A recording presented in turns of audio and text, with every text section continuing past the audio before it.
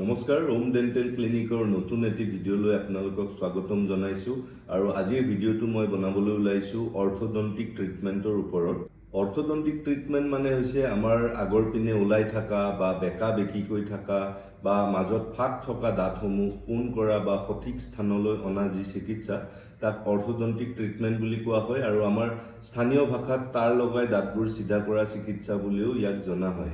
মই কিছুদিনৰ পৰা কুৱেশ্যন পাই আছোঁ কিছুমান মানুহৰ পৰা যে আপোনাৰ চেম্বাৰত অৰ্থোডন্টিক ট্ৰিটমেণ্ট হয়নে নহয় বা দাঁত চিধা কৰা যি চিকিৎসা সেয়া কৰা হয়নে নহয়, আৰু নিশ্চয়কৈ কৰা হয়।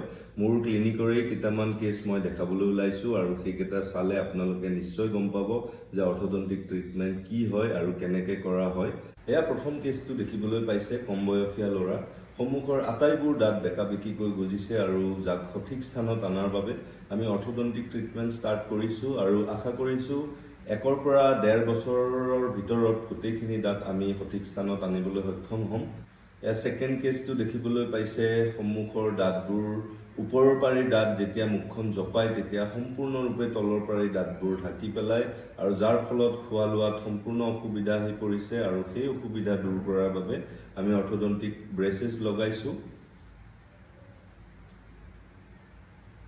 এয়া আন এটি কেছ, বেলেগ কোনো ধৰণৰ অসুবিধা নাই, খালি সন্মুখৰ দাঁতবোৰ আগৰ পিনে ওলাই অহা আৰু যাৰ বাবে আমি অৰ্থোডন্টিক ব্ৰেচেছ লগাইছোঁ।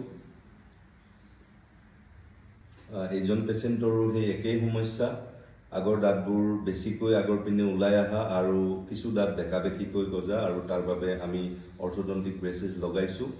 এই পেচেণ্টটোৰ বেলেগ কোনো অসুবিধা নাই, ওপৰৰ পাৰি দাঁতৰ হওক বা তলৰ পাৰি দাঁতৰ হওক দাঁতবিলাকৰ মাজত বহুত ফাঁক আছে আৰু সেই ফাঁকবোৰ নোহোৱা কৰি দাঁতবোৰ সঠিক স্থানত অনাৰ কাৰণে আমি অৰ্থোডন্টিক ট্ৰিটমেণ্ট আৰম্ভ কৰিছোঁ।